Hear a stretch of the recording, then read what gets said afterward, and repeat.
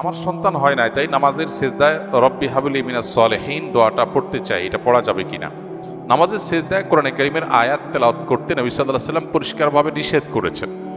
So আমরা নামাজের সেজদায় কোরআনের আয়াত তেলাওয়াত করব না, কিন্তু আপনি যে দোয়ার কথা বলেছেন রব্বি হাবলি মিনাস সলিহিন, হে আল্লাহ আমাকে নেক সন্তান দেন, এই দোয়াটা এটা কোরআনের আয়াত হওয়ার পাশাপাশি এটা একটা দোয়া, আর সিজদা এটা দোয়া করার একটা গুরুত্বপূর্ণ জায়গা।